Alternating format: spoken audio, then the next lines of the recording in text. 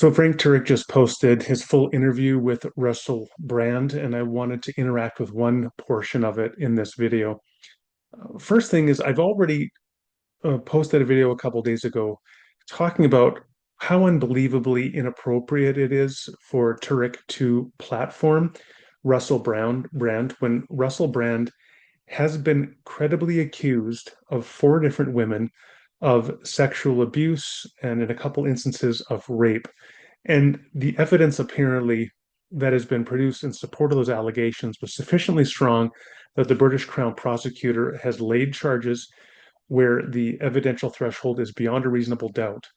So they believe that that evidential threshold can be met, and the trial is not starting for another 7 months.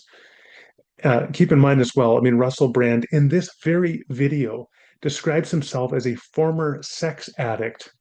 When you have a person who's describing themselves as a former sex addict who is accused by multiple women of engaging in actions of sexual abuse and rape, why would you give them a platform to talk about Jesus when they are dismissing all the charges as a witch hunt?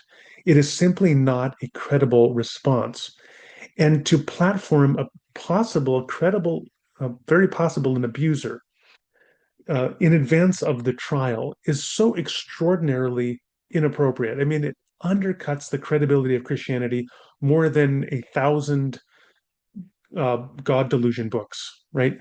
No new atheist can do more to discredit Christianity than people like Frank Turek, who platform people like Russell Brand, who I believe is a huckster and who appears to be a predator. So it's just so inappropriate.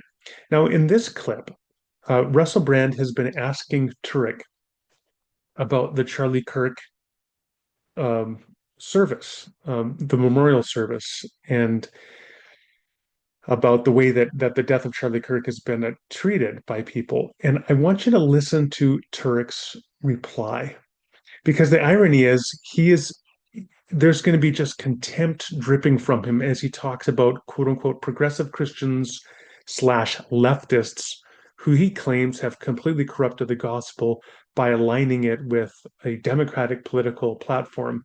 When ironically, this is as clear and obvious a case of being unable to see the plank in your own eye as one could imagine.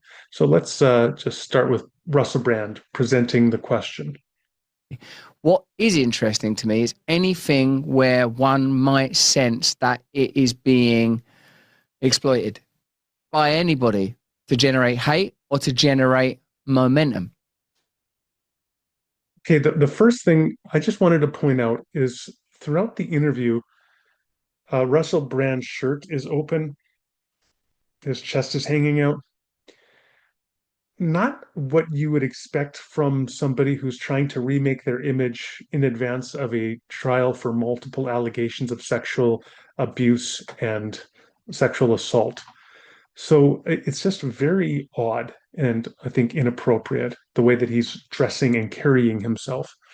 But now he's presented the question to Frank Turek. And the question is, how has anybody exploited the death of Charlie Kirk?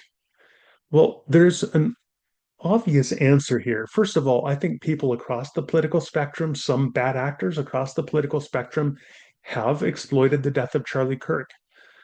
And that includes probably the preeminent, most egregious exploitation of the death of Charlie Kirk was from Donald Trump, who within hours of the death of Charlie Kirk was blaming it on Democrats when he had no evidence at the time that Democrats were behind the death of Charlie Kirk. And he was using that as a way to get momentum over against Democrats. A crass, craven politicization. But because because Frank Turek has so thoroughly collapsed Christian identity into his Republican MAGA identity, he cannot even imagine that Trump might be a legitimate subject of critique here. His only critique is to quote unquote progressive Christians slash leftists. Right. Well, I think Charlie would appreciate the fact that people now want to be more politically engaged to help people through the law because the law is a great teacher and the law protects innocent people from evil when it's done properly. It also hurts people when it's done improperly, when bad laws are put into place. So I don't think Charlie would in any way be upset with people saying, look, we need to vote more conservatively to protect innocent people from evil. That's the purpose of government anyway. Two things here. First thing is note that he assumes the only way to vote is Republican, uh, conservative, quote unquote, Republican. Now, of course, Trump MAGA politics is not historic conservatism by any measure, but Trump has totally in the last 10 years remade the Republican Party in his image. So now it is de facto the new conservatism. But Turek can only imagine that the only possible political response to Christian commitment is a Republican vote. And that is what tells you that he has collapsed his Christian affiliation and understanding into a political party.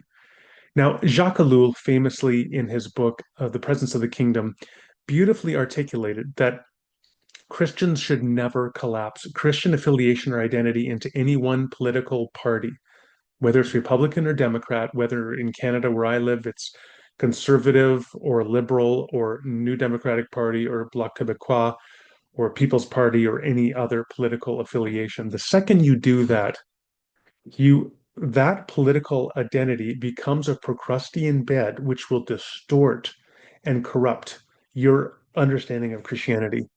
Rather, you should always look in a very ad hoc fashion based on principle, informed by Christian principle, but look in an ad hoc fashion to see where in each moment the values of the kingdom are most fully realized in different political projects. And then to the degree that the kingdom is realized in those projects, support and encourage the kingdom in those places. For me, as a Christian who believes in the sanctity and value of all human life, I would be pro-life generally. Now, that doesn't mean I would never allow abortion. That is another question, but the degree to which you allow abortion and under what conditions is a question that every Christian should be thinking about. And certainly, you should look for political policies that minimize abortions, if not eliminate elective abortions. But that's a whole nother conversation. The point is that for that, it might be one thing, and that might be more conservative. When it comes to the treatment of refugees, maybe you're more progressive and liberal. You should never be just tied in and affiliated to any one political party. But Turek can't imagine that. Or I mean, I would say it this way: if you are like a member of just one political party, recognize that other Christians can live out their faithful expression of the kingdom in another political affiliation or party, and that together you can be working for the kingdom across the political spectrum. Turek cannot imagine that, and that shows how much he has corrupted his understanding of Christianity into his MAGA identity. Another thing to note here is he talks about the importance of government maintaining law and safety and order. And of course, when you talk about the plank in the eye, the fact that the person he voted for president pardoned, like his first day in office, pardoned 1,500 insurrectionists, hundreds of whom had already been convicted of crimes, including beating police officers and seditious conspiracy. Many of them had defecated in the Capitol and smeared feces on the wall. They had pulled up a gallows threatening to hang Mike Pence. Those are the people that Donald Trump unconditionally pardoned. Do you realize just in the last week, Donald Trump talked about pardoning Ghislaine Maxwell? So the close associate, we could say, of Jeffrey Epstein, the world's most notorious pedophile. Why would he talk about pardoning Ghislaine Maxwell, who was a convicted sex trafficker who molested children along with Jeffrey Epstein? Jeffrey Epstein, who was best friends with Donald Trump for more than 10 years. Why would Trump talk about pardoning her? And Turek wants to talk about the importance of government maintaining the law. And just in the last week, Donald Trump has so thoroughly weaponized the Justice Department that he ordered Pam Bondi by a Truth Social post to launch charges against James Comey and Letitia James, who was the prosecutor in New York City who got Donald Trump um, a finding of I think it was fraud against the Trump organization, and then also of Adam Schiff, and he's got John Bolton and other people he wants the Justice Department to attack. So he's weaponized the Justice Department. The man knows nothing of law, and yet Frank Turek has no problem apparently with that. You know, as James Madison famously said, if men were angels, no government would be necessary. We wouldn't need a government if we all acted in an angelic way. We only need a government because we're fallen. And we need a government to punish wrongdoers and therefore protect innocent people from evil. If the thing that I find troubling about some exploitation, Russell, is this: there are people on the left who call themselves progressive Christians, and they're out there saying, okay, yeah, we saw that a lot of people were preaching the gospel and a lot of people were praising Jesus, but beware of conservative politics that flows from this.